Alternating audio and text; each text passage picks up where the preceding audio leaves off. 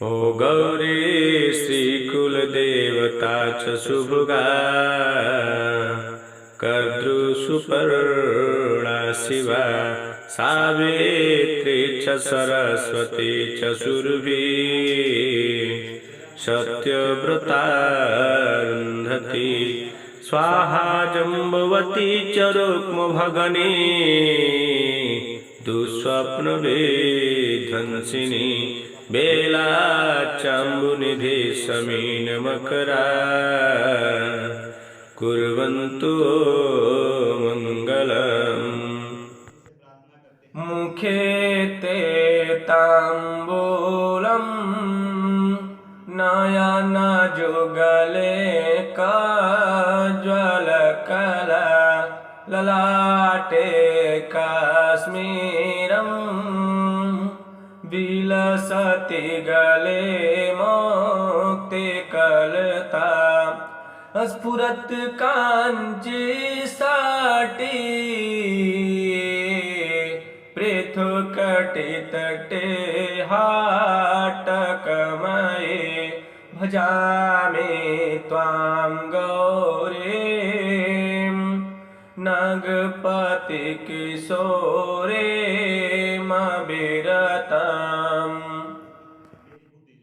ब्रह्माणि कमलेन्दु सौम्यवदना माहेश्वरी लीलया कौमारी रिपुदर्पणासनकरी चक्रायुधा वैष्णवी वाराही घन घोर घर घर मुखी चंद्री च वज्रायुधा चामुंडा गणनाथ रुद्र सहिता रक्षन्तु नो मातरः चामुंडा गणनाथ रुद्र सहिता रक्षन्तु नो मातरः। किशोरी पोपिया जी, बाबा जयगिरी, बाबा मेघनाथ जो हमारे क्षेत्रपाल हैं, इनके चरणों में हम प्रणाम करते हैं। उसका मन काला कोई बोलेगा किसे मत वाला कोई बोलेगा किसे मत वाला चाहे कितने हाथ सजा लो चाहे कितने हाथ सजा लो ये हाथ सजे नादान बिना ये हाथ सजे नादान बिना बोलो गोविंद गोविंद गोपाला बोलो गोविंद गोविंद गोपाला कोई ना बोले उसका मन काला कोई ना बोले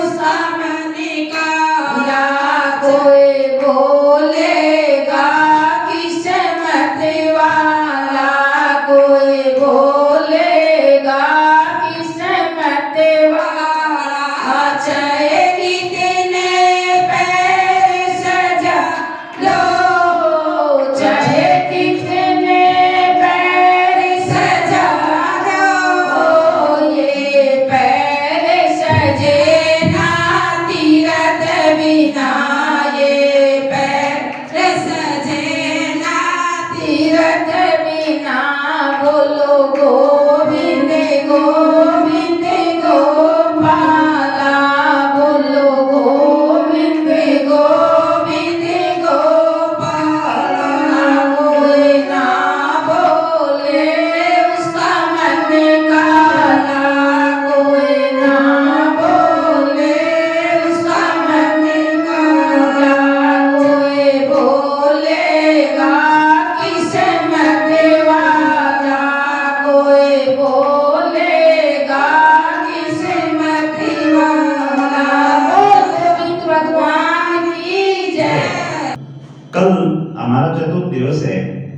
और चौथे दिन हम भगवान कृष्ण का जन्म मनाते हैं। तो कल हम भगवान कृष्ण का जन्म धूमधाम से मनाएंगे और हमारे ढोलक वाला जो है भाई उसको भी बुलाएंगे। तो आप लोगों की ड्यूटी है अपने अड़ोस पड़ोस में सबको बुला के लेके आना है। कारण जन्मदिन हो, बात छूछक हो, ब्याह शादी हो, एकला में नहीं सजती, जब भी अच्छी लगे जब सारे के साथ मिलकर बनाएगा, है ना।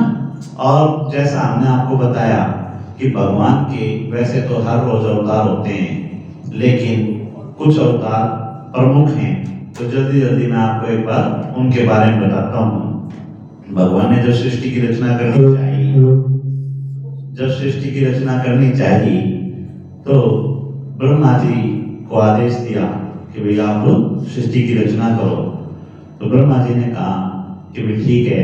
उन्होंने अपनी इच्छा से श्री हरि के अंशावतार 4 बच्चे सनंदन, सनातन और सनत कुमार के नाम से उत्पन्न किए। चारों बच्चों से कहा कि भाई तुम पहले अपनी शिक्षा ले लो और शिक्षा लेके शादी करो, घर परिवार बसाओ। वहां पे उनके बड़े भाई नारद जी, उन्होंने उनको ज्ञान दे दिया सनत इनको। तो वो ज्ञान से उन्होंने कह दिया कि बोला भाई हम ब्याह नहीं करते, हम तो परमात्मा की भक्ति करेंगे।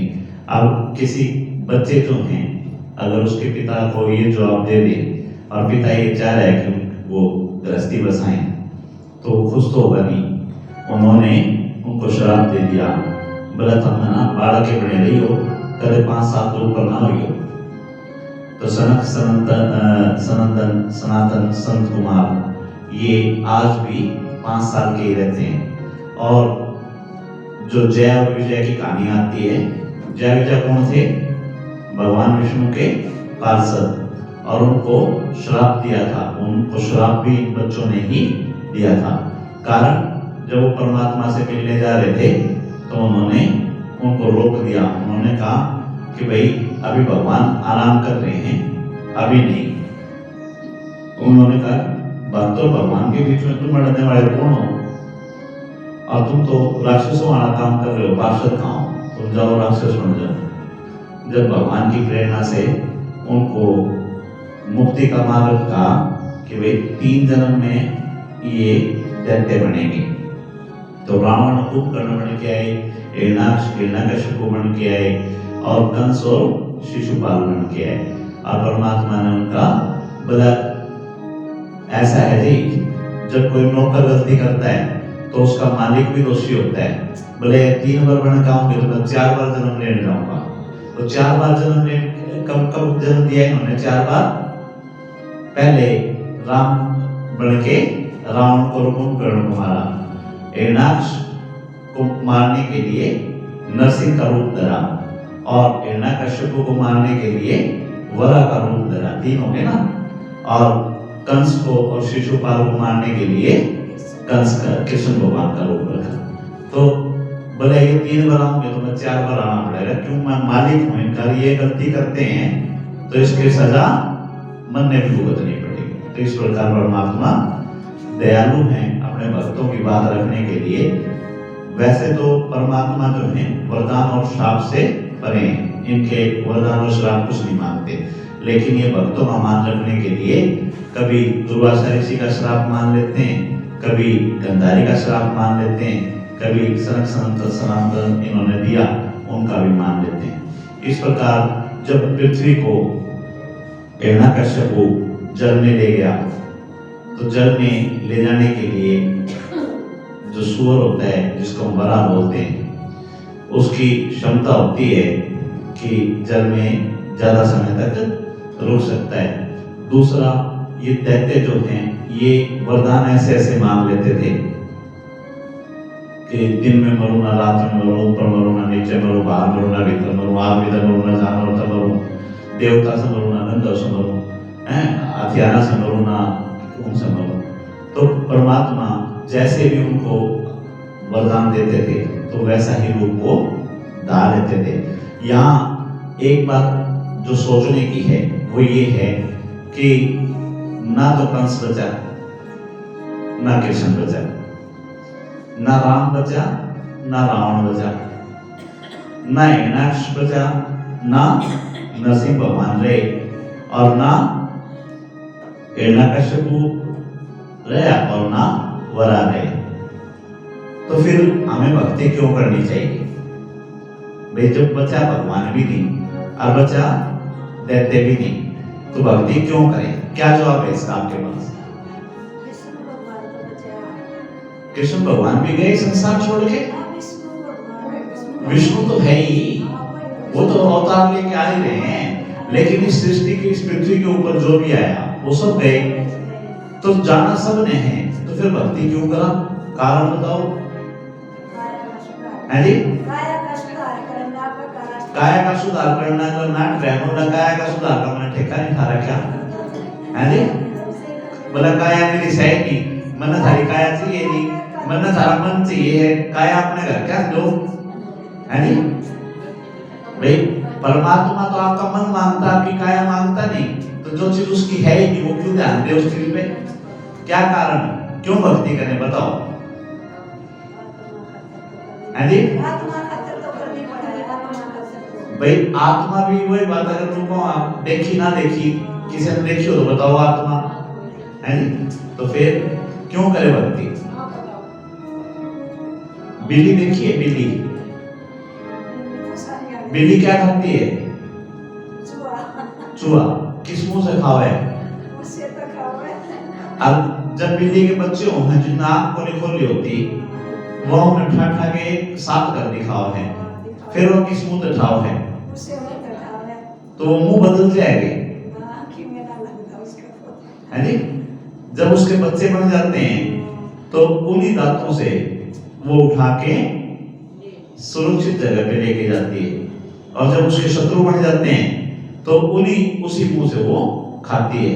तो हम परमात्मा से दोस्ती करें या परमात्मा से शत्रुता करें? और दोस्ती कैसे होगी? जब उसके बारे में जानेंगे, जब प्रेम तो जब ही होगा ना। तो ये कारण है कि हम उनकी भक्ति करते हैं, हम उनको समर्पण करते हैं। और परमात्मा को पाने के लिए दो रास्ते आपके पास में हैं सुलभ। एक रास्ता तो ये है कि बिल्ली के बच्चे बन जाओ, हमने नहीं दिखता कि मैं भी एक तू जाना तेरा काम जाना कर लेके जाए खड़े से है जी। और दूसरा रास्ता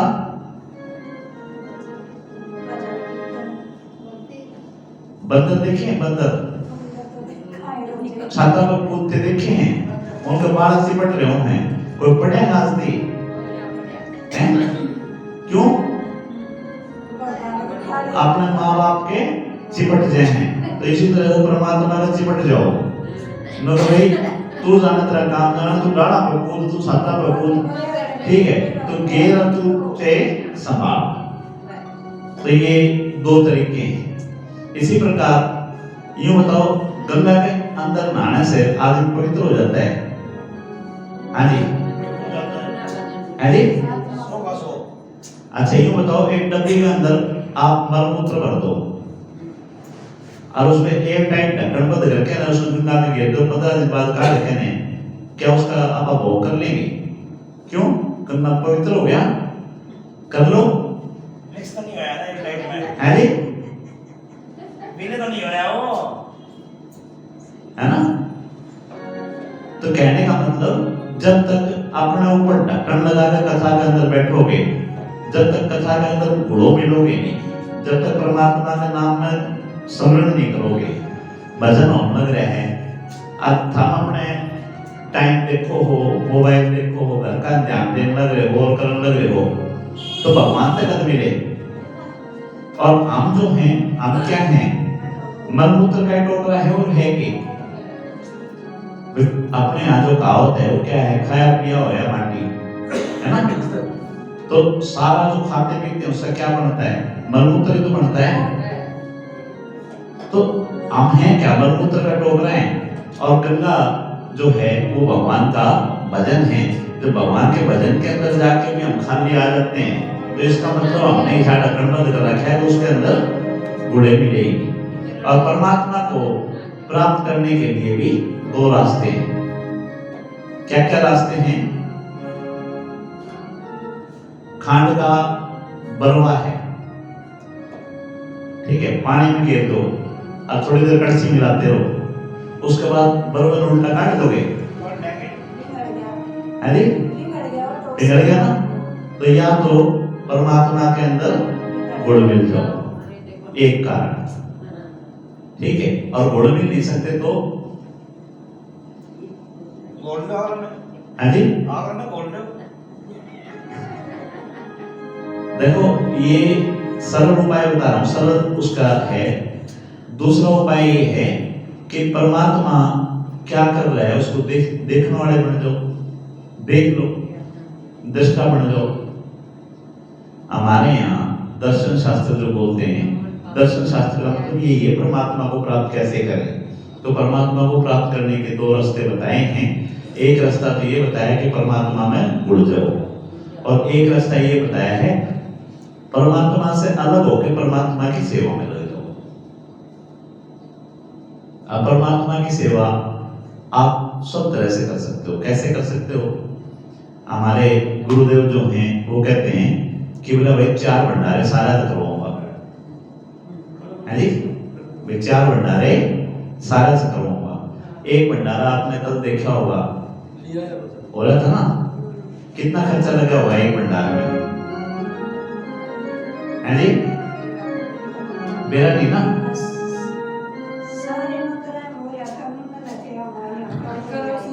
खर्चा तो करने ने मेरा मन कितना लगे है।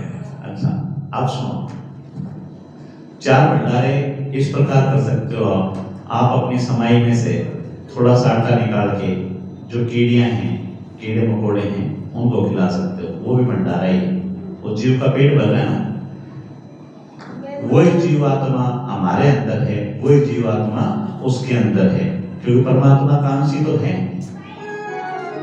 और चेतना का मतलब ये है जो चैतन्य है। और जो हमारे आज के साइंटिस्ट हैं, जगदीश चंद्र बसु, उन्होंने ये साबित कर दिया कि पेड़ पौधे जो हैं उनके अंदर भी जान है। जब तक वो जड़ से जुड़े हुए हैं, जब तक हरे भी हो रहे हैं, फूल खिल भी रहे हैं, मुरझा भी रहे हैं, पत्ते हरे भी हो रहे हैं, और उसमें काट दो तो काट दोगे तो सूख जाएगा। इनके अंदर भी चेतना शक्ति है, लेकिन परमात्मा के विधान के अनुसार उन्होंने कुछ ऐसे कर्म कर रखे हैं कि वो अपने लिए कुछ नहीं कर सकते। वे वो खड़े रह के देख सकते हैं, आपको छाया दे सकते हैं, आपको फल दे सकते हैं, आपको फूल दे सकते हैं, लेकिन अपने लिए जाके वो भोजन तैयार नहीं करते, जाके किधर पानी लेकर आऊंगा और कुछ लेकर आऊंगा। तो आप परमात्मा की सृष्टि में सहयोगी हो सकते हो। आप एक लोटा जल लेके, कोई ऐसा पेड़ पौधा है जहां पानी नहीं पहुंच रहा, वहां पानी डाल के परमात्मा की उसमें सहयोगी हो सकते हो। ये आपका दूसरा भंडारा है। तीसरा भंडारा, जो पक्षियां आसमान में उड़ रही, उनने के विचार में कोठार बना रखे, महाराज 1-1 साल का अनाज उठा कर धर लिया, 1-1 महीने का राशन मंगा कर धर लिया। उनने बेचारे ने 1 महीने का राशन धर रखा है, उन्हें मिल गया तो खा लिया, नहीं मिला तो रह गया। तो हम उसमें सहभागी बन सकते हैं, एक मुट्ठी अनाज उनके लिए हम डाल सकते हैं, ये भी हमारा भंडारा है। चौथा, जो जल के अंदर रहने वाले प्राणी हैं, वो किसी के पास झोली लेके आएंगे या कोई राशन जोड़ रखा है, तो उनके लिए भी हम आटे की गोलियां या रोटी जो है उसको मोड़ के वो चीजें वहां पे डाल सकते हैं, ये भी हमारा भंडारा है। और कोई भी आदमी हमारे काम में सहयोगी होगा तो हमारे को खुशी होगी कि दुख होगा। और परमात्मा का काम क्या है? परमात्मा का काम सृष्टि रचना करना, सृष्टि का पालन करना। तो आप चाहे, जैसे बच्चा होता है, बच्चा एक रोटी बेलना शुरू कर दे छोटी सी, तो उससे कोई रखे ना पेट भर जाए, लेकिन माँ बाप राजी हो जाए, मेरा बेटा मेरे के लिए ला रहा है ना। तो आप एक मुट्ठी आटा भी अगर कीड़ियों को डालते हो तो परमात्मा समझता है कि भाई है तो मेरा हाथ तो बटा ना रहा मेरा बेटा। तो इस प्रकार ये 4 भंडारे हमारे को सबको करने चाहिए। तो सनत सनंदन सनातन सनत कुमार के रूप में जन्म लिया पहला, और अपने पिता से श्रापित होके 5 साल के लिए भगवान की भक्ति में रहते हैं।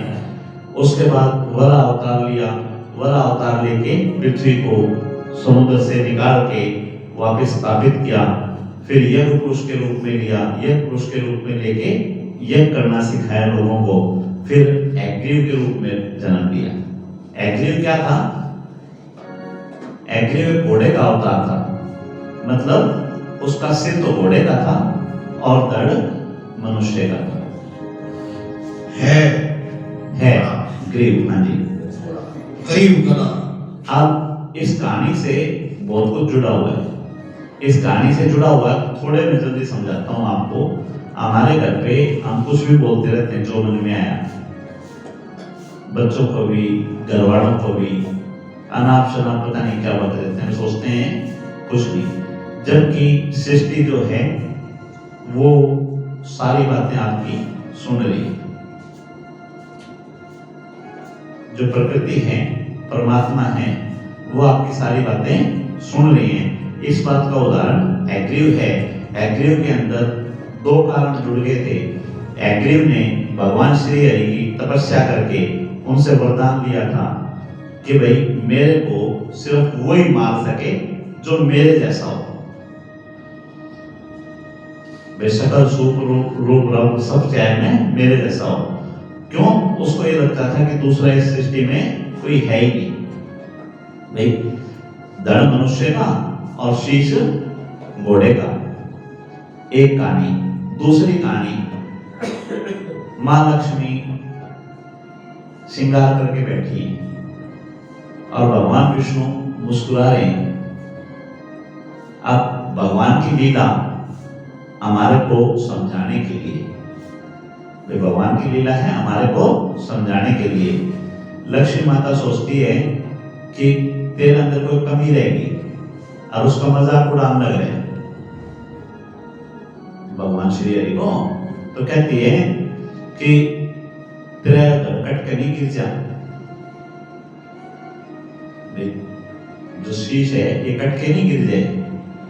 तो देखो परमात्मा जैसा बोलते हो वैसा करता है। एग्रीव के साथ में जब युद्ध हो रहा था और एग्रीव भगवान विष्णु से भी परास्त नहीं हो रहे थे। क्यों नहीं हो रहे थे? क्यों? वरदान खुद दे रखा, लीला खुद रचनी। तो थक के सो गए। अब किसी का युद्ध चल रहा है, अब दूसरा योद्धा सो जाए तो क्या होगा? दूसरा तो अभी हो ही गया फिर, है ना? तो ब्रह्मा जी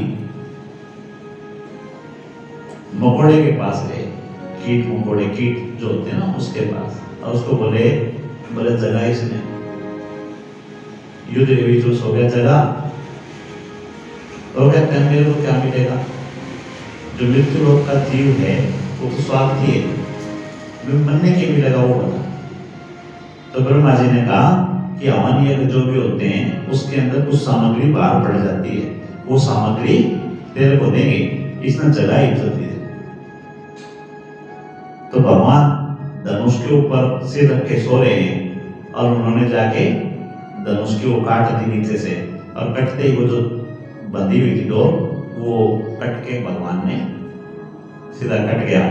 और इधर परमात्मा की लीला, अश्विनी कुमार जो हैं उनको भी श्राप मिला हुआ था कि तुम्हारा घर कट जाएगा, लेकिन उन्होंने जो पश्चाताप किया तो उन्होंने उनको वरदान भी दे दिया था कि तेरे शीश जो है बहुत अच्छी तरह काम आएगा। उसी समय अश्विनी कुमारों का शीश कटता है और भगवान श्री हरि के लगाया जाता है। बोलो एग्रीव भगवान की जय। और फिर सेम उसी का रूप करके परमात्मा उनको मारते हैं। अब इस कहानी से एक सीख ये भी मिलती है कि इस सृष्टि के अंदर जो जीव आया है वो जाएगा, जाने का रास्ता कुछ भी सिलेक्ट कर ले, कोई भी सिलेक्ट कर ले, तो उसको कैसे जाना है वो अपना निर्धारित कर ले। परमात्मा वही रूप ले लेगा। परमात्मा को वरा अवतार लेने में कोई तकलीफ नहीं है।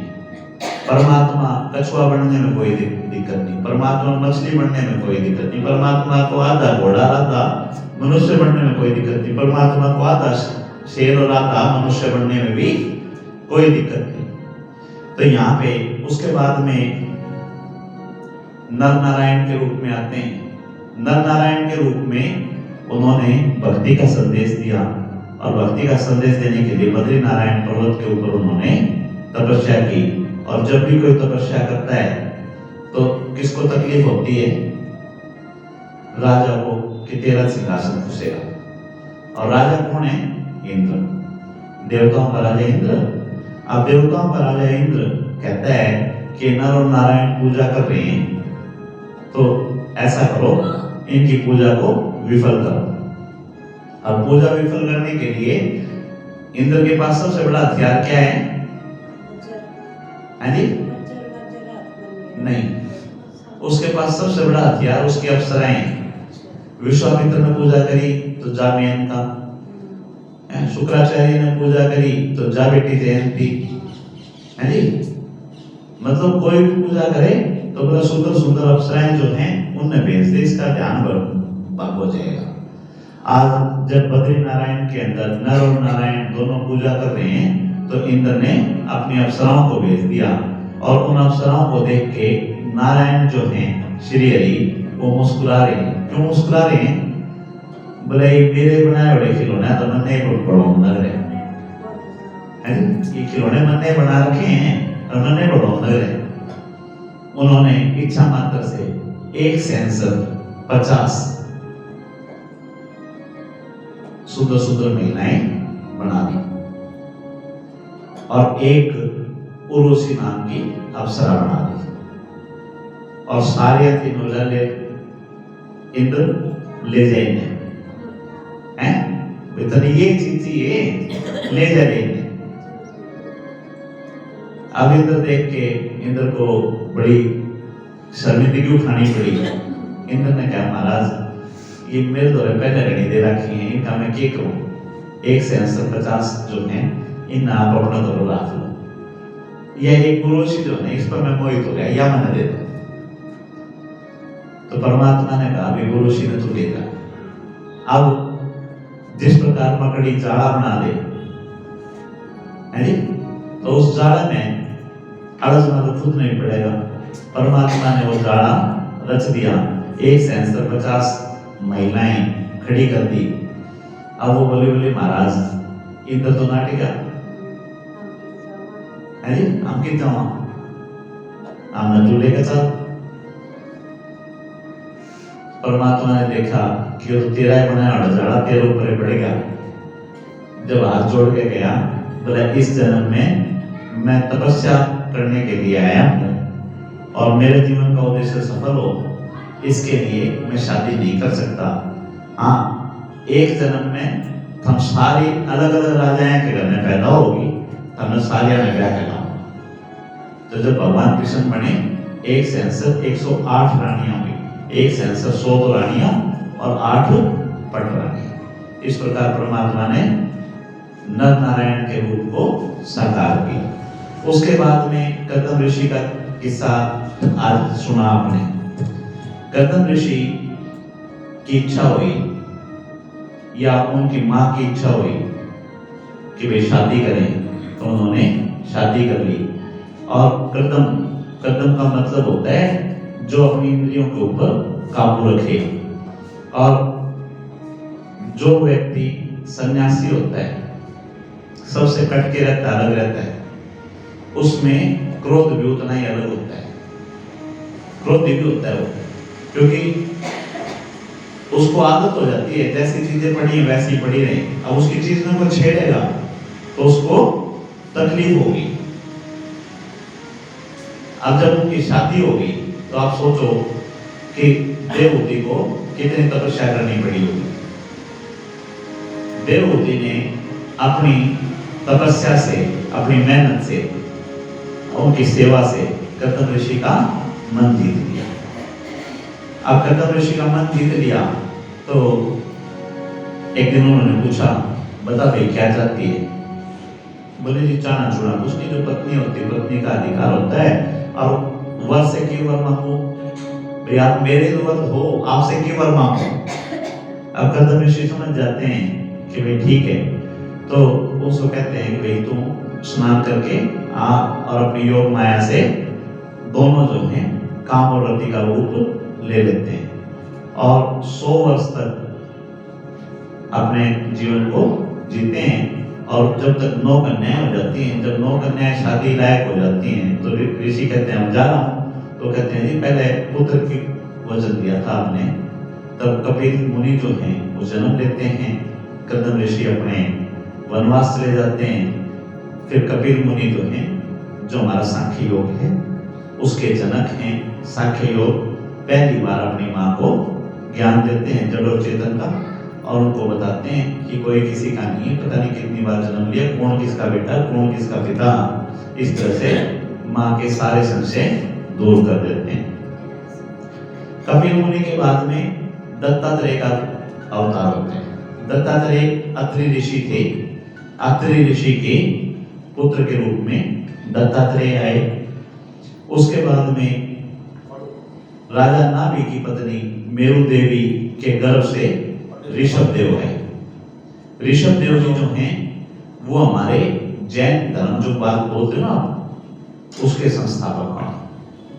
ऋषभ देव के पुत्र जैन देव, जिन्होंने जैन धर्म को चलाया।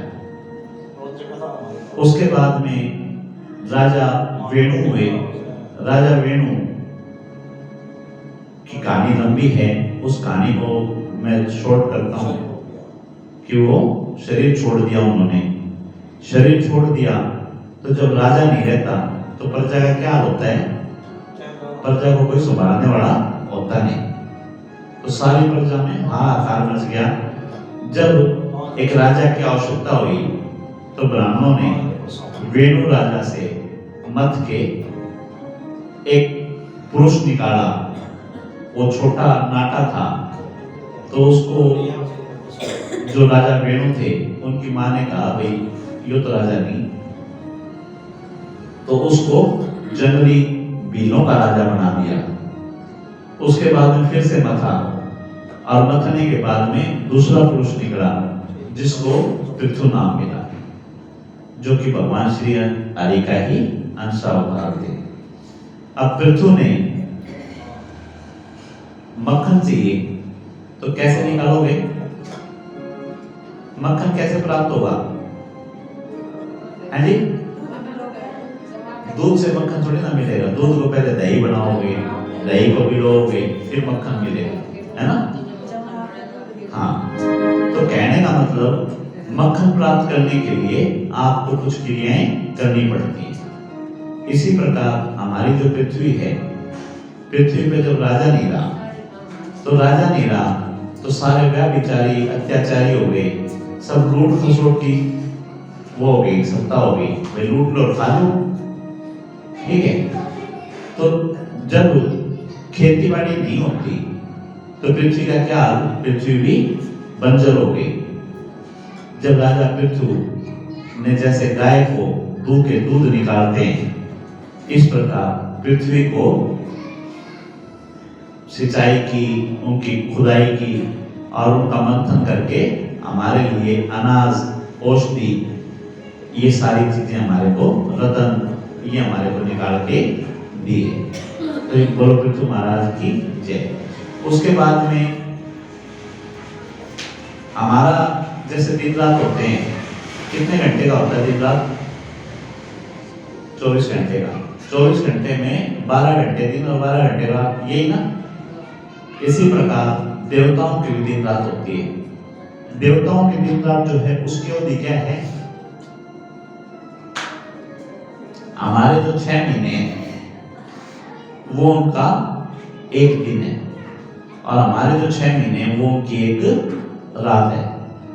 तो अभी देवताओं के दिन है कि देवताओं की रात है? बताओ। हाँ जी, हैं? मकर संक्रांति मनाते हो? क्यों मनाते हो? क्यों मनाते हो जी मकर संक्रांति आंटी जी?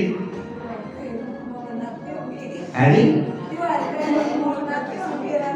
मारे राम गोपाल भाई से पूछोगे तो उन्होंने कहेंगे गजक मिला है इस करके मनावा है जी? है जी? वे तिल और गुड़ मिल जाए है तो इस करके मना रहे तिल गुड़ के चक्कर में। हम तिल गुड़ के चक्कर में नहीं मनाते। सूर्य भगवान उस दिन मकर राशि में आते हैं और उस दिन सूर्य देवताओं का दिन शुरू होता है। समझ में आ गया? हमारे यहाँ दो आयन बोलते हैं, दक्षिणायन और उत्तरायण। जब दक्षिण में सूरज चला जाता है तो रात हो जाती है और जब उत्तर में आ जाता है तो दिन हो जाता है। हमारे 6 महीने देवताओं का दिन, हमारे 6 महीने देवताओं की रात। और कोई भी काम करना हो तो दिन में किए जाते हैं, रात में किए जाते हैं, दिन में किए जाते हैं। इसलिए हमारे शुभ काम जो है सारे के सारे उत्तरायण में किए जाते हैं। किसी ने कोई ध्यान आओ महाभारत के अंदर किसी ने पाठ देखी हो अपने मरण की, उत्तरायण में सूर्यायन की। भीष्म पितामह को इच्छा मृत्यु का वरदान था और वो कितने दिन तक सैया के ऊपर पड़े रहे। क्यों पड़े रहे? उन्होंने सूर्य भगवान को उत्तरायण में आने की इंतजार की कि सूर्य भगवान जब उत्तरायण में आए तब मैं शरीर छोड़ूं। तो इतना प्रभाव ये उत्तरायण और दक्षिणायन का है। हमारे 6 महीने उनके लिए दिन और हमारे 6 महीने उनके लिए रात। देखने में अचंभा लगता है ना, सुनने में अलग लगता है ना। आप यूं बताओ मत्स्य देखिए किसी ने? है जी? कितने दिन का जीवन होता है उनका? एक दिन। है जी? मतलब उनका एक एक पल उनका दिन और रात होता है। तो हम भी तो भगवान का गमन से रहे। हाँ अरे भाई हम भी तो भगवान के गमन से रहे। हाँ जब उसका एक दिन में उसका जीवन खत्म हो जाए बेचारे का, हमारा तो 100 साल में खत्म होने लग रहे हैं, उसके 100 दिन हो गए, हमारे 100 साल हो गए, उसके 100 दिन हो गए। तो इस प्रकार पृथ्वी राजा भगवान के रूप में राजा भगवान जो है पृथ्वी राजा के रूप में जन्म लिया। उसके बाद में ऐसा कहते हैं फिर ब्रह्मा का दिन और रात होता है। क्या होता है? ब्रह्मा का भी दिन और रात होता है। अच्छा आप यूं बताओ, सवेरे जब अपने घर के काम शुरू करते हो, कितने दूध निकालना है, कितने डांगरा घसानी गिरनी है, कितने बालका के कपड़े पहनाने हैं, कितने और करने हैं, तो रात में भी नुए छोड़ के सोया करोगे। रात में नुए छोड़ के सोया करोगे, सवेरे उनके उठा लें पढ़ा देंगे हैं? रात को समेट के सोते हो ना। तो ब्रह्मा भी जब सोते हैं तो सारा सब कुछ समेट के सोते हैं। यानी कि उसको क्या बोलते हैं? प्रलय। जब ब्रह्मा की रात आती है तो उसको प्रलय बोलते हैं। और जब दिन आता है तो फिर अपनी कड़ावनी खा जाओ, अपना ताशा खा जाओ, डांगरा संभालना है, फिर अपने काम शुरू करना। तो वो इस जीवन का जो है चक्र दोबारा शुरू हो जाता है।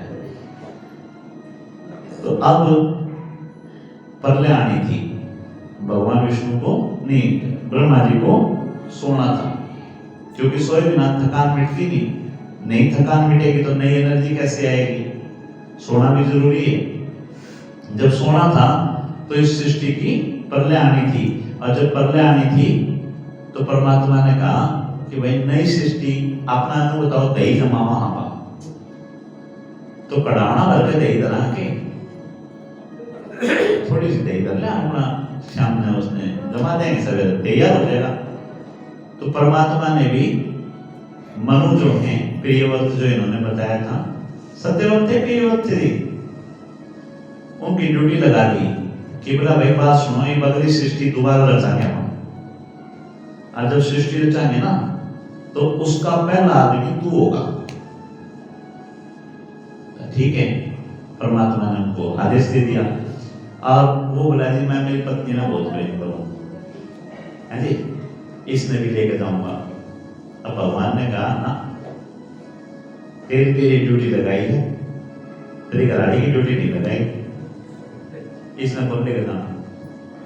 वो बोला जी फिर मतलब को नहीं जाना नई सृष्टि में, मैं तो अपना एक लायक दे रहा हूँ और किसी ने पकड़ लियो तब मन नहीं जाना इस सृष्टि में। बोला तेरी की चलेगी, चलानी हमने अपनी है। तो बोला जी कुछ भी करो, तो बोला कुछ भी करो तो भगवान भक्त के वश में है।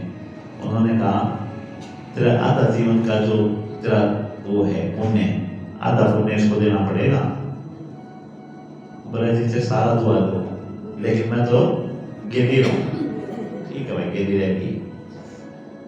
तो परमात्मा ने उनको आदेश दिया कि मैं मछली बन के आऊंगा मत्स्य रूप में, और मेरे मछली के ऊपर एक सींग होगा, उस सींग को वासुकी जो अपना शेषनाग बोलते हैं, शेषनाग के बांध दिए, और वो उस नाव में तो जो बचाना चाह रहे उन सारे ने रख लिए वहां पे। तो ठीक है, अब उसने और उसकी पत्नी ने एक एक जोड़ा सब चीजों का, सांपों का भी, बिच्छुओं का भी, हाथियों का भी, घोड़े का भी, एक एक जोड़ा सारा का सारा रख लिया। और भगवान अपने वचन के अनुसार मत्स्य रूप में आ गए और मछली के ऊपर उन्होंने सारे के सारे बैठ गए। वेल मछली होती है ना, जैसे देखिए वेल मछली पूरा पूरा बस जाता है सब कुछ, उसके ऊपर बस गए सारे के सारे।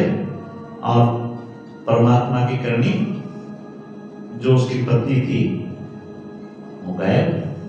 अब वो रोवर बिलखे बोला जी छोड़ दिया। परमात्मा ने कहा टेंशन ना ले, लेकिन जब इस सृष्टि में अगली में लेके जाओगे तो इसके बीच में क्या हुआ ये इसको नहीं बताना, ये इसको छुपाना है। तो उसको अचेत अवस्था में उसके पास छोड़ दिया। बोला जब नई सृष्टि बचेगी तो तेरा नाम मनु होगा और इसका नाम शत्रुपा होगा। तो इसको मनु स्मृति भी बोलते हैं, शत्रुपा भी बोलते हैं। दोनों की ड्यूटी भी लगाई थी। दोनों की ड्यूटी क्या लगाई थी? संसार के अंदर जो भी पुरुष आएंगे वो सारे मनु का ही रूप होंगे। एक गुठली से ही तो आम का पेड़ निकला, उससे से तो गुठलियां बनी, उससे से तो आम के निकल आए। तो उसको कहा कि जो भी पुरुष होंगे वो सारे मनु का रूप होंगे, और जो भी स्त्रियां होंगी वो सारी शत्रुपा का रूप होंगी। लेकिन ध्यान क्या रखना है? ध्यान ये रखना है कि आप मनु जो है वो पिता बनेगा, पति बनेगा और पुत्र बनेगा। शत्रुपा जो है वो पत्नी बनेगी, मां बनेगी और बेटी बनेगी। जिसने ये तीन धर्म निभा लिए उसका जीवन साकार। भाई आप इस सृष्टि पे आए, आप किसी की मां हो, किसी की बेटी हो, किसी की पत्नी हो। अगर आपने तीन धर्म अच्छे से निभा लिए तो आपका जीवन है साकार। और आपकी मां आपने गाड़ी बके है, आपकी बेटी आपने गाड़ी बके है, आपका पति आपने गाड़ी बके है, तो आपका जीवन जीरो। ये इस प्रकार मनु और शत्रुपा का ने सृष्टि की रचना की। भगवान मत्स्य रूप में आए।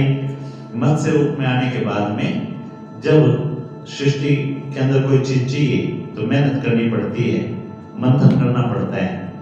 तो क्षीर सागर का मंथन किया गया, और मंथन करने के लिए माता को पता है रई की जरूरत पड़ती है, और रई किसी चीज के ऊपर रखनी पड़ती है।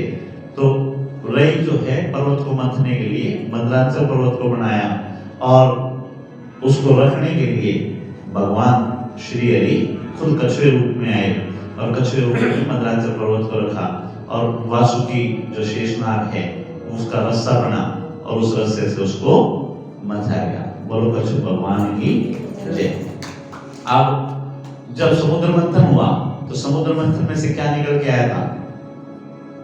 अमृत कलश कौन लेके आया था? मैं कुंडल। धनतेरस मनाई थी आपने? किस लिए मनाते हो धनतेरस? हाँ जी, बर्तन लिया है, मिठाई लिया है, क्यों मनाते हैं? क्यों मनाते हैं? धनतेरस को भगवान धन्वंतरी का अवतार हुआ था और धन्वंतरी जो है अमृत कलश लेके आए थे और धन्वंतरी दवाइयों के देवता कहे जाते हैं, यानी कि आपके लिए औषधि धन्वंतरी देवता ने दी, ठीक है ना। और उनके लिए धनतेरस मनाई जाती है। उसको आपने किसी भी चीज से जोड़ दिया वो अलग है। भगवान का जन्मदिन मना गए अतः में बेरा ही नहीं है। तो आगे जब भी मनाओ तो ध्यान रखना धनतेरस को भगवान श्री हरि ने धन्वंतरी का जन्म दिया था। बोलो धन्वंतरी महाराज की जय। अब अमृत कलश आ गया। देवता और दैत्य दोनों जो हैं वो आपस में लड़ने लगे कि भाई हमने चाहिए, और दैत्य उनके हाथ से छीन के ले गए।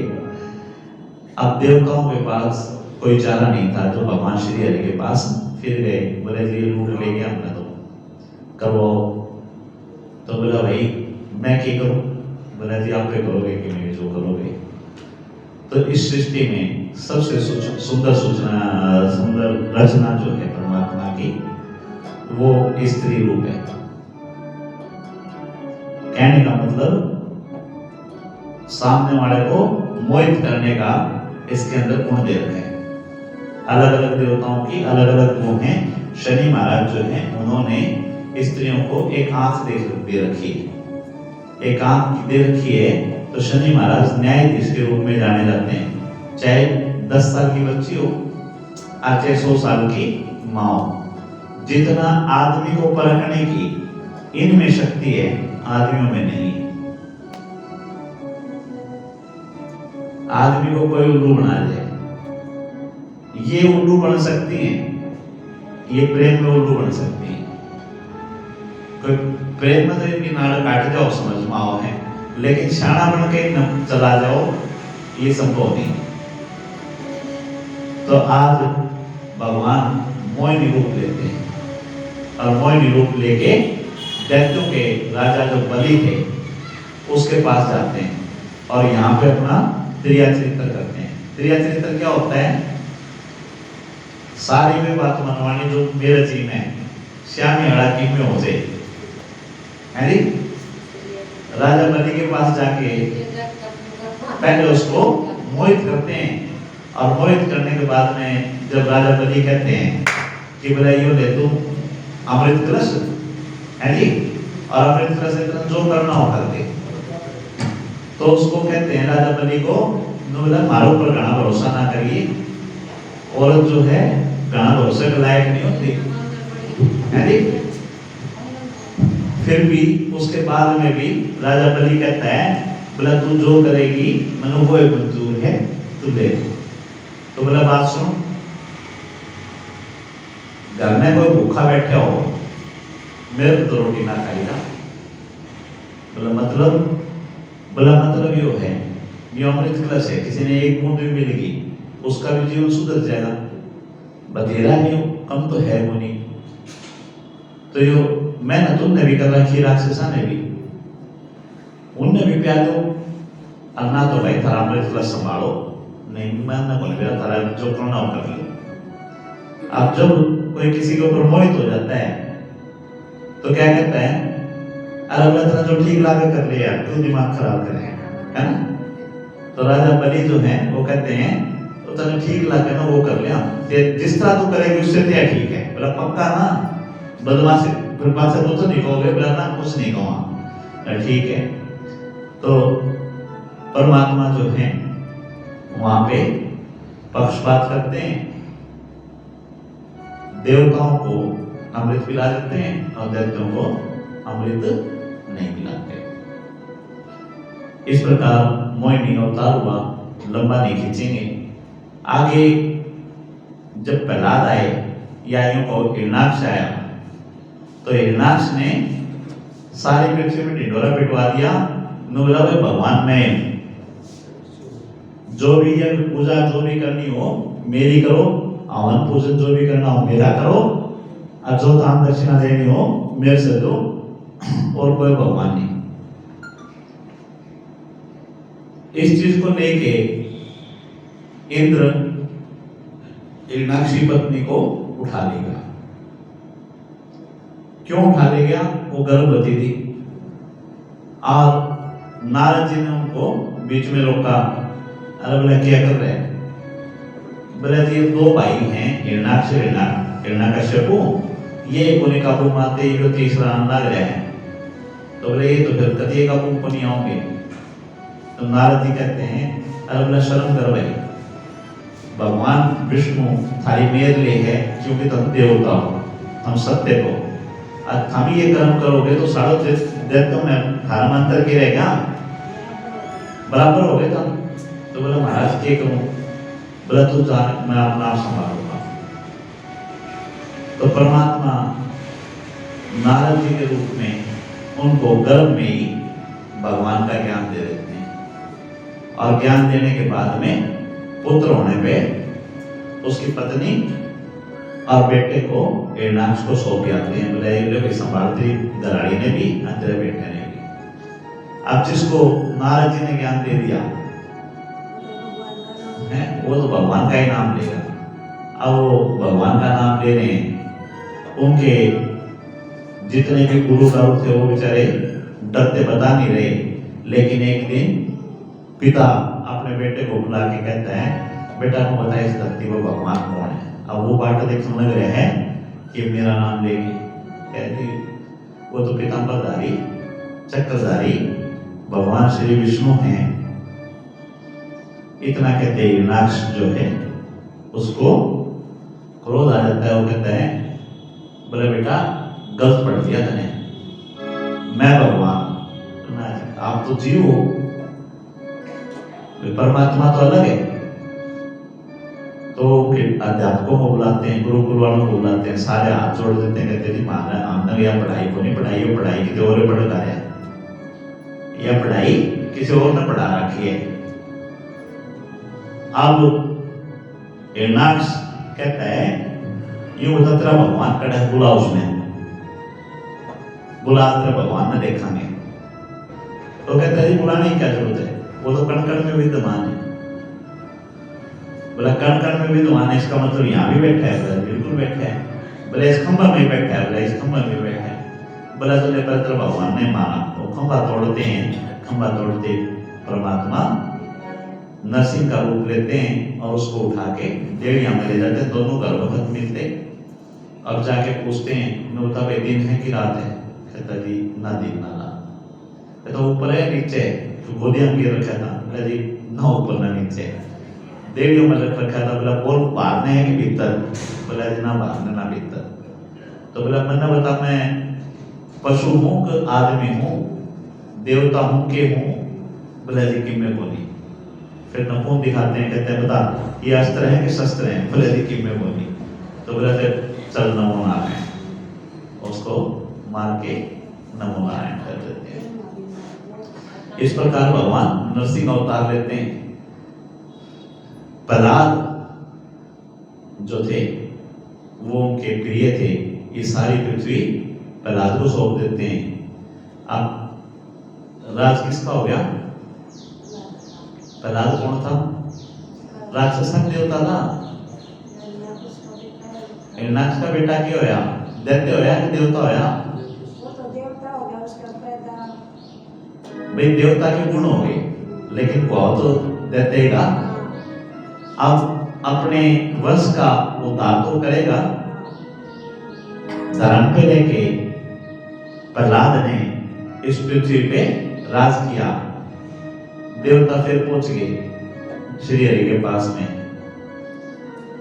श्री हरि बोले बोले थारी होगी बुद्धि खराब, लो लो आंकड़े हो, जाओ अपना काम करो। अब वो गए अपने गुरु के पास। देवताओं के गुरु कौन थे? देवताओं के गुरु बृहस्पति, वो गए बृहस्पति के पास। अब बृहस्पति जी कहते हैं बोला भाई जिसने श्री हरि का संरक्षण प्राप्त है, जिसके ऊपर भगवान की कृपा है, उसका कोई क्या बिगाड़ सकता है। और तुमने अगर जीतना है तो एक ही काम उसके, क्या भगवान से बड़ा क्या है? हाँ जी, भगवान से बड़ा माँ बाप और गुरु का श्राप। भाई माँ बाप की सेवा करके, गुरु की सेवा करके अपना विधान चेंज कर सकता है, बदल सकता है आदमी। तो बोले एक देवता तो थारे साथ देव नहीं, क्यों देवता का तो भगत है, भगवान विष्णु का तो भगत है जी। और इसको पराजित करने का मार्ग क्या है कि इसको इसके गुरु से श्राप दिलाओ।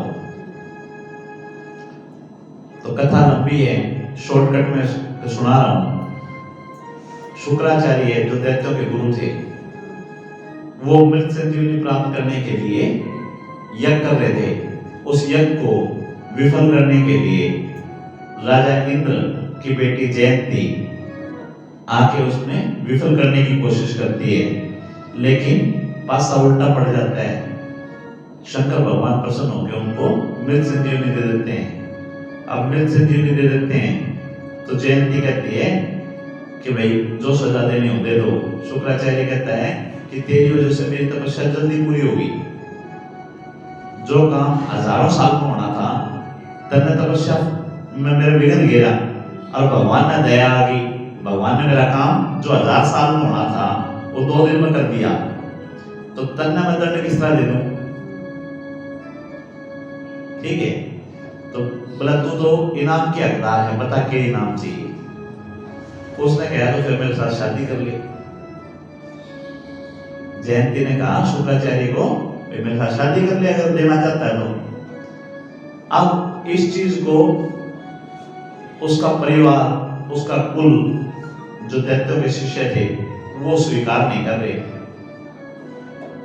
और मां ने आज्ञा दे दी, बोला बेटा बहुत सोनी कर ले। होता है ना, बेटा किसी ने पसंद कर ले या बेटा ने कोई पसंद कर ले। आज हम मां तो कहते बेटा देख घर परिवार तो मानेगा नहीं है, अब मेरी ओर की ना नहीं। तो शुक्राचार्य बोले ठीक है मां, तू ना मना नहीं कर रही और किसी ने मन लेना भी के है, वो शादी करके अज्ञातवास में चले। अज्ञातवास का मतलब समाज से छिप गए, दूर चले गए। और इस चीज का फायदा उठा के बृहस्पति शुक्राचार्य का रूप रख के दैत्यों के गुरु बन गए। अब गुरु जैसे चलाए शिष्य वैसे चलेंगे। कुछ टाइम के बाद जब शुक्राचार्य वापस आते हैं तो आके देखते हैं कि तेरी सीट पर तो कोई और बैठा है जी। तो वो कहते हैं यार मूर्खों किसके फंस रहे हो तुम, किसके फंस रहे हो, थारा गुरु तो मैं हूं। अब गुरु का रूप लेके बृहस्पति बैठा है, शिष्य उसके शिष्य हो रहे हैं। शिष्य कहते हैं महाराज क्यों दिमाग खराब करो, हमारा गुरु तुम्हारे शहर बैठा है। अरे बोले कोई छलिया है, कपटी है, कोई भेष धर रहा है, मान जा। वो नहीं मानते तो गुरु क्या करता है, गुरु श्राप दे देता है, बोला सड़ो थारा नाश हो गए। और क्या करेगा बेचारा, है जी। और इतना कहते बृहस्पति अपना निकल जाता है, बोला मेरा तो काम हो गया, मेरा तो काम हो गया। अब परमात्मा का संरक्षण होते हुए भी प्रहलाद को भागना पड़ता है। परमात्मा का संरक्षण है लेकिन प्रहलाद को भागना पड़ता है और देवताओं का फिर से शासन हो जाता है। प्रहलाद का पुत्र बलि, अब भगवान कहते हैं बोला देख भाई गुरु का श्राप तो मैं भी नहीं काट सकता। जिस आदमी ने माँ बाप की आत्मा दुखा दी, जिस आदमी ने गुरु की आत्मा दुखा दी, उसका मैं नहीं कर सकता कुछ भी। हाँ इतना कर सकूं, तेरा बेटा जो है उसने फिर तराज हुआ दूंगा। तो प्रहलाद वहां से भाग जाते हैं और प्रहलाद का बेटा बलि गधे के रूप में गया हुआ है। गधे के रूप में छुपा हुआ है। जब गधे के रूप में छुपा हुआ है तो इंद्र को अभिमान हो जाता है। तो उससे कहता है देव इतने बलशाली हो गए तुम, गधे की तरह चुप तांडव ना गया। तो बलि कहते हैं बोला समय जो है ना वो बलवान होता है, आदमी बलवान नहीं होता, समय बलवान होता है। बोला तू की बात करने लग रहा है भाई, जब तेरे को श्राप मिला था ब्रह्म हत्या का तो तू को कमल की नदी में छुपता हट जाता हैं? और इस धरती पे जो भी जीव हैं सबके अंदर परमात्मा का अंश है। परमात्मा ने बड़ा अवतार नहीं लिया क्या? परमात्मा कछुआ नहीं बना, परमात्मा मछली नहीं बना। मैं रधा बन गया तो की बुराई होगी? बोला मेरा समय आऊंगा जब मैं संभाल लूंगा तुझे। और फिर जब परमात्मा की कृपा होती है तो राजा बलि ने 14 भुवन तीनों लोग जीत लिए। अब जब तीनों लोग जीत लिए तब भगवान के पास फिर पहुंचते हैं देवता श्री हरि के पास। कहते हैं जी हमने हमारा राज वापस दिलाओ, है जी, हमारा राज वापस दिलाओ, कोई नहीं जल्दी जल्दी करने हैं बस हो जाएगी। तो वो कहते हैं हमारे को जल्दी जल्दी नहीं, वो राज दिलाओ जी हमारे को। तो कहते हैं भाई राज तो दिला दूं लेकिन भगत न मारो तो मैं भी को नहीं, भगत को मारूंगा मैं भी नहीं। तो भगवान वामन रूप में अवतार लेके आते हैं और आके अपने भगत से कहते हैं कि मेरे को 3 पग भूमि दे दे और एक पग में 6 लोग नीचे के और 6 लोग दूसरे अगले पग में 12 लोग जो हैं नाप लेते हैं। 7 14 लोग जो हैं वो नाप लेते हैं और 14 लोग नापने के बाद फिर गुस्से में कहते हैं बलि को नोलत तीसरा पग कितने को।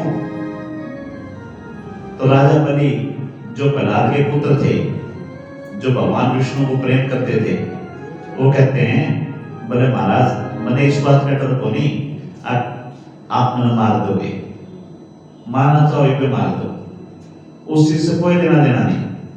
बोला मुझे डर है तो सिर्फ इस बात का है कि भविष्य में ये लिखा जाएगा कि परमात्मा उसके घर 3 पग भूमि मांगने आया, उसको देने को नहीं थी, तो आप मेरा संकल्प पूरा करवा दो, मेरा वचन पूरा हो जाए, उसके बाद में आपकी इच्छा है वो करियो। तो बोला फिर क्या करूं? बोला तीसरा पग मेरे ऊपर रख दो। तो भगवान तीसरा पग उनके ऊपर रखते हैं और प्रसन्न होके उनको पताल का राजा बना देते हैं। और पताल का राजा बनाने के बाद वो कहते हैं कि मेरे दर्शन विफल नहीं जाएंगे। भगवान क्या कहते हैं? मेरे दर्शन विफल नहीं जाएंगे, तेरे को मांगना है वो मांग ले। तो कहते हैं बोले जिस दिया मन ने है सबकी में उससे क्या मांगना है जी भाई, सबकी मन ने तो दिया है, अरे ये भी है मैं मांगू। तो बोला मेरे जैसा तो कोई मूर्ख ही नहीं।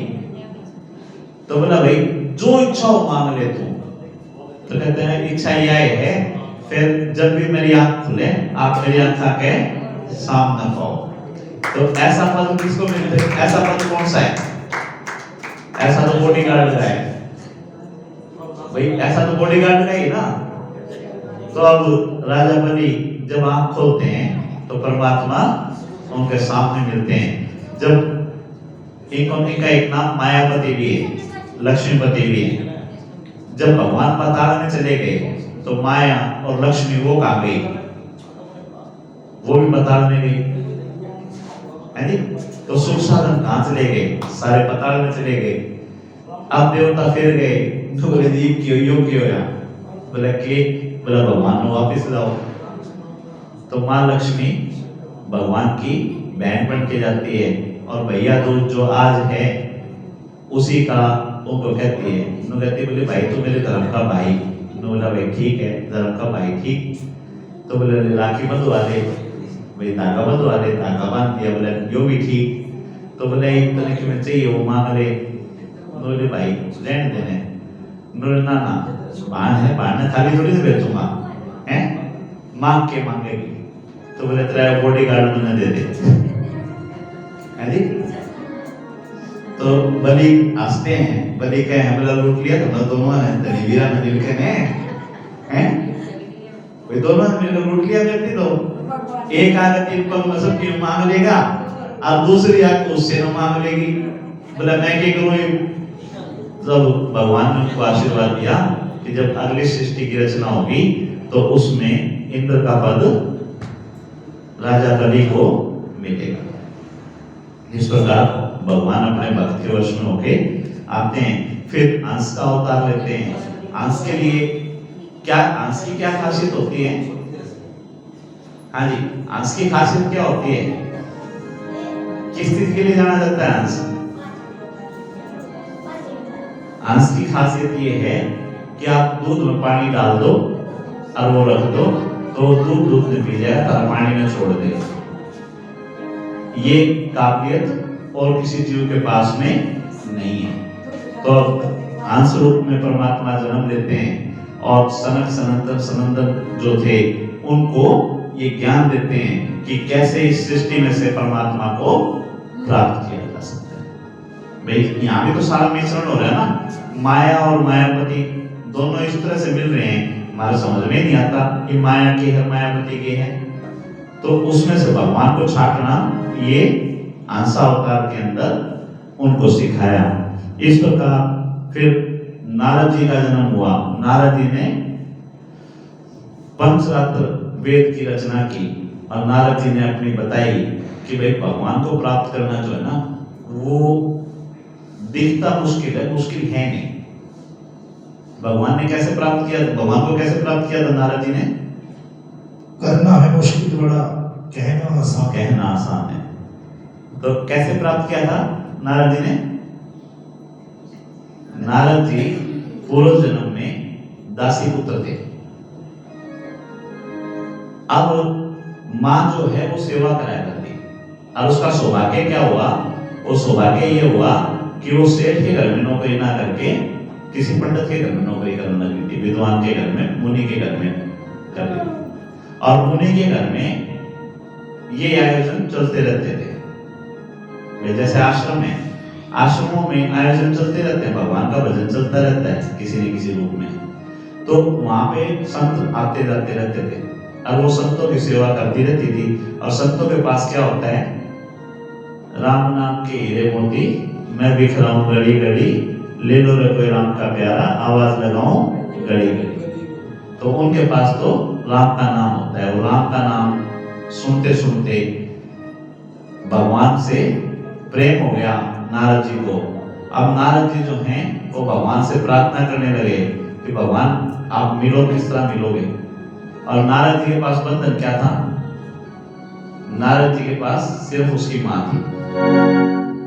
और परमात्मा की लीला ऐसी हुई कि माँ को सांप ने डस लिया। जब माँ को सांप ने डस लिया तो नारद जी एक आंख से गर्म आंसुओं से रो रहे थे और एक आंख से ठंडे आंसुओं से रो रहे थे। तो गर्म आंसू तो यूं निकल रहे थे, बोले इस सृष्टि के अंदर सिवाय माँ के और कोई था ही नहीं। अरवा भी गई, ये तो निकल रहे थे गर्म आंसू, और ठंडे आंसू यूं निकल रहे थे। बोला भाई भगवान प्राप्ति के लिए मेरे को भजन करना था। और उसके बीच में मेरे दिमाग में यह थी मेरी माँ की सेवा कौन करेगा? तो भगवान ने माँ को अपने पास बुला लिया, मेरे को जिम्मेवारी से मुक्त कर दिया। और नारद जी जाके अपने भगवान का भजन करने लगे। जब नारद जी भगवान का भजन करने लगे तो एक दिन परमात्मा ने उनको दृष्टांत दे दिया, अपनी छवि दिखा दी। और छवि दिखाते ही उनकी समाधि टूट गई। अब जिसको कोई बहुत उसके मन चाहे चीज या बहुत सुंदर चीज उसको दिख जाए और फिर वो एकदम उससे हट जाए तो उसकी हालत क्या है? उसकी हालत यूं समझ लो, कोई आदमी अपनी बंजर धरती को जिसका कोई कीमत नहीं उठता हो और करोड़ों रुपए मिलन लग रहे हो और एकदम आंख खुले पता चला कि ग्राहक तो सही नहीं, तो वही हालत उनकी हो गई। बोला भगवान को छटपटा गए, रोने लगे और कहने लगे कि या तो मैंने मिल जाओ और नहीं तो मैं इस शरीर का अंत कर रहा हूं। तो आकाशवाणी हुई कि तू कर्म कर, फल की चिंता मत कर, निष्काम भाव से भक्ति करता रहे, समय आएगा तेरे को हम तेरी तपस्या का फल देंगे। जब अगले जन्म में ग्रीन कार्ड भगवान ने उनको दे दिया। ग्रीन कार्ड का मतलब नूराई किसी तो कुछ नहीं जरूरत, जी माँ औषधि नारायण नारायण करता आ जाएगा। तो ये नारद जी का अवतार हुआ। उसके बाद में हरि अवतार आता है। हरि अवतार हुआ था गजेंद्र मोक्ष के लिए। और गजेंद्र मोक्ष में क्या है, इसको संत जो हैं दूसरे तरीके से कहते हैं। संत कहते हैं बस कृष्ण भगवान को तो आ जाओ, अब कृष्ण भगवान का जन्म करना है, डट जाओ, कोई नहीं, डट जाओ, ठीक है। तो अभी हरि जो है, हरि अवतार हुआ और हरि अवतार में जो कथा आती है गजेंद्र मोक्ष की, और गजेंद्र मोक्ष के लिए यूं समझो जीव जो है वो हाथी है। जीव क्या है, आप और हम जो हैं वो क्या है, हाथी हैं। और हाथी जवान हो जब छोटी मोटी बात नहीं में समझता है, जब वृद्ध हो जाते हैं तो ये हो जाता है मेरा गोडे दुख है, मेरा सिर दुख है, मैंने चक्कर आऊं, भूख को लागती। लेकिन एक टाइम ये भी रहा होगा जब माँ पीछे थाली प्लेट ही घूमती होगी, रोटी खा लेते रोटी पाए जाए, छोड़ रोटियां ना मैंने कुछ ही होता है, और बेटा तेरा चोट लग जाएगी संभल ले, कुछ को नहीं होता, छाता तो डांग मारते घूमे जाए, होता है ना। तो वो हाथी है। अब उस हाथी का एक लंबा चौड़ा परिवार है, और जब उसका परिवार होता है तो उसको ये लगता है कि चंदन बोलनी है, कौन है, तेरा भाई रहा, तेरा चाचा रहा, तेरा ताऊ रहा, तेरा वो रहा, है ना। तो सारा परिवार है। इसी प्रकार वो हाथी अपने समुद्र के अंदर या तालाब के अंदर स्नान करने के लिए गया हुआ है, और एक दूसरों के ऊपर पानी के अटके लिया कर रहे हैं। वो उसी प्रकार से समझ लो जैसे हम जीव जो है ना अपने परिवार में मगन होते हैं, और हम किसी की चीज की कोई टेंशन नहीं रखते। अब उस बीच में कोई छोटी मोटी बीमारी आ जाए, किसी के खांसी आ गई, किसी के जुकाम आ गया है जी, किसी के बुखार आ गया, तो वो उसको कुछ नहीं समझता, आपने चले नहीं, ये फर्क पड़ना है। तो इसी तरह से वो मगरमच्छ उस हाथी का पैर पकड़ता है और उस पैर को, वो पैर से मगरमच्छ को फेंक देता है, चल पा, है ना। हम बस अभी दे रहे थे इस कथा के बाद, इस कथा के बाद। तो उसमें क्या था कि हाथी मगरमच्छ को बार बार फेंक रहा है। जिस प्रकार जीव छोटी मोटी बीमारियों को गिनता नहीं है, लेकिन एक टाइम आता है छोटी छोटी बीमारियां बड़ी बीमारी बन जाती है।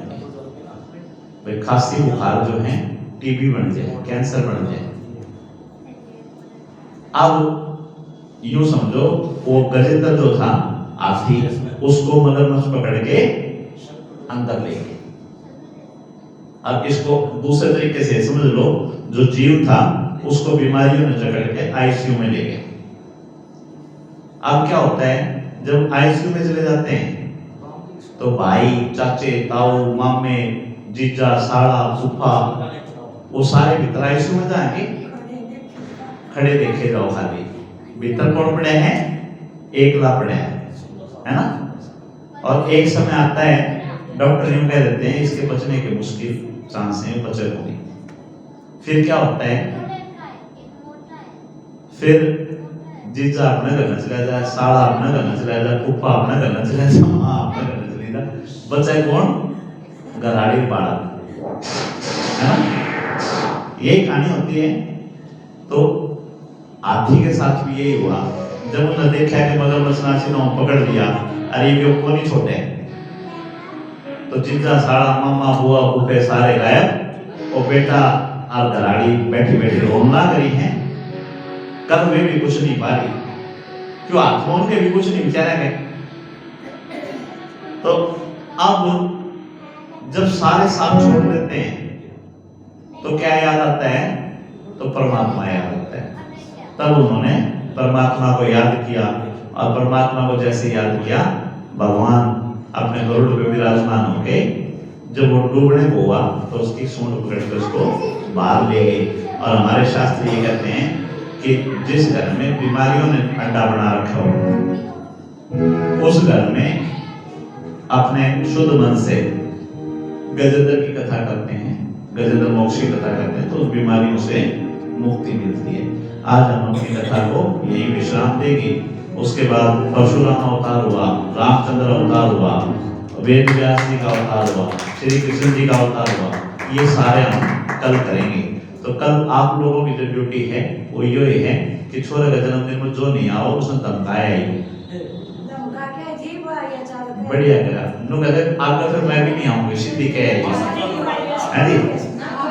भाई जो हमारा छोरे का जन्मदिन पे नहीं आवे वो कहते फिर हमने भी ना बुलाइयो, है ना? बढ़िया। तो मुक्ति आज जिसकी कोई दिक्कत नहीं, आज छूट है, क्योंकि जो प्रेम करता है उसी को तकलीफ होती है ना?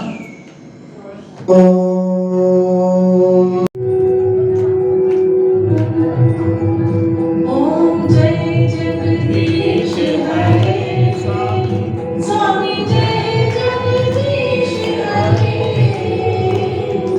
भक्त जनों के संकट दास जनों के संकट क्षण में दूर करे। ओम जय जगदीश हरे।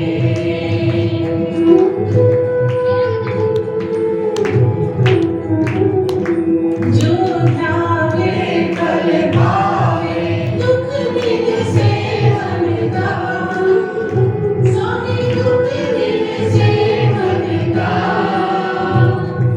सुख संपत्ति कर आवे, सुख संपत्ति कर आवे, कष्ट निधे तन का। ओम जय जगदीश हरे।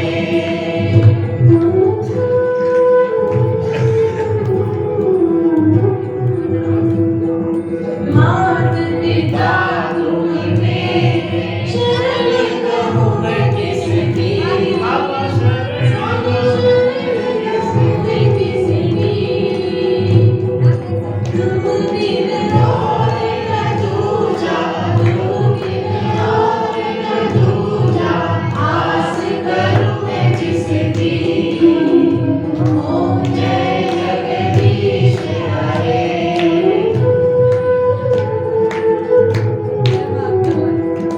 तुम पूर्ण परमात्मा, तुम अंतर्यामी, स्वामी तुम अंतर्यामी।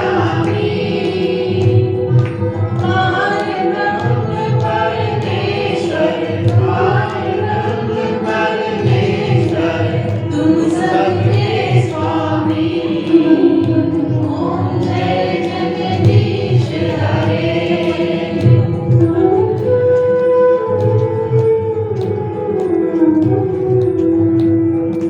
तुम करुणा के सागर, तुम पालन करता, स्वामी तुम पालन करता। मैं मूर्ख बलकामी, मैं सेवक तुम स्वामी, कृपा करो भरता। ओम जय जगदीश हरे।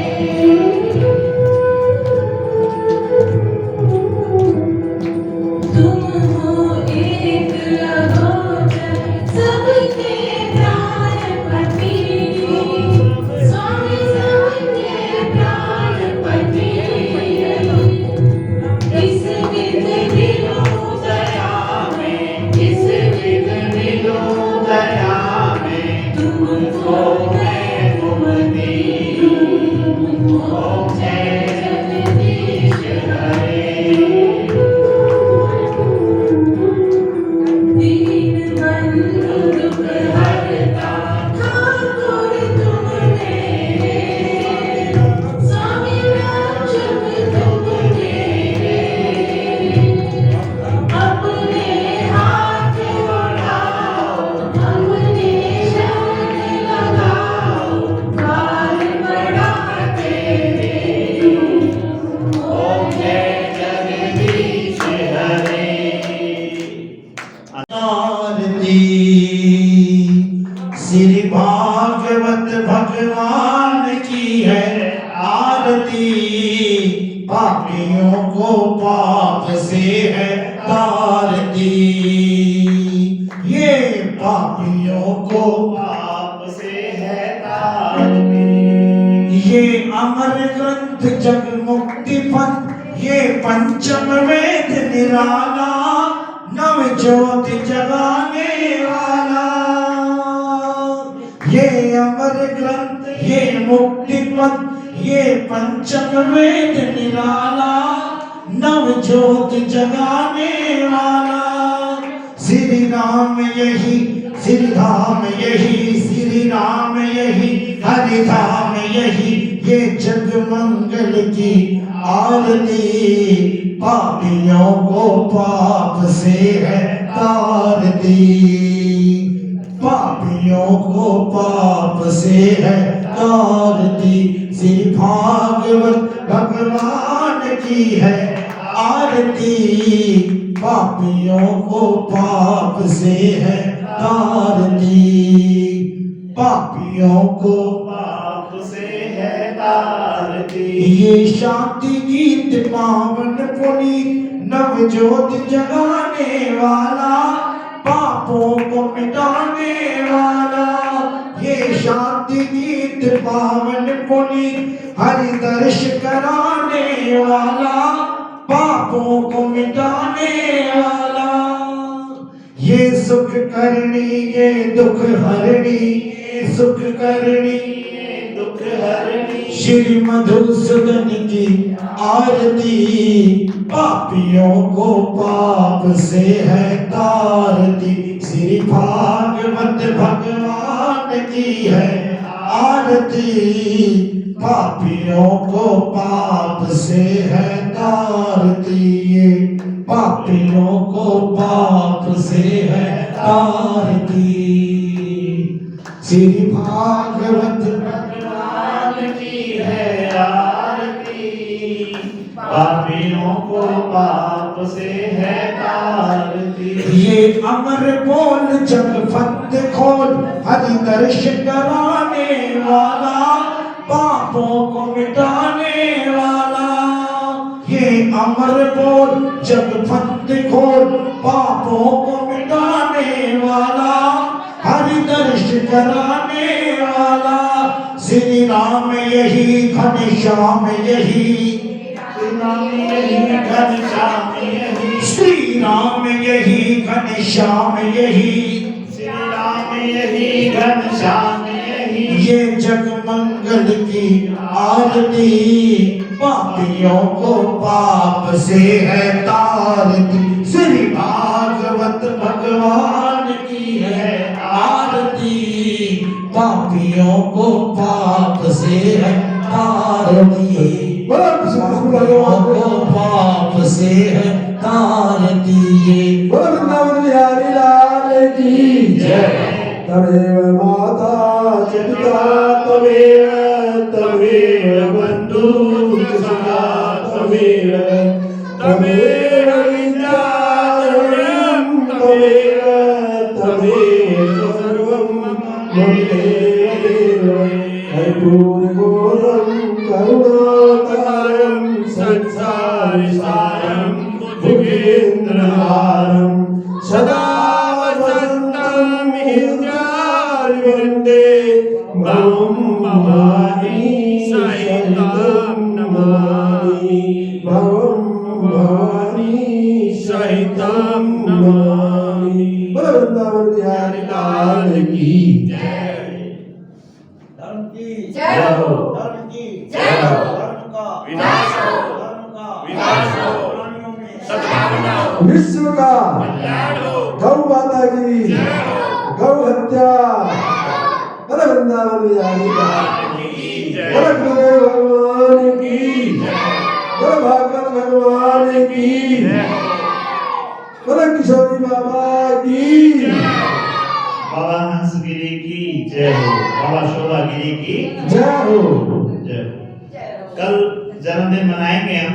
भगवान राम का भी जन्मदिन मनाएंगे, भगवान कृष्ण का भी जन्मदिन मनाएंगे और राम जी का विवाह भी करवाएंगे। कल हम बहुत प्रसन्न करेंगे। समय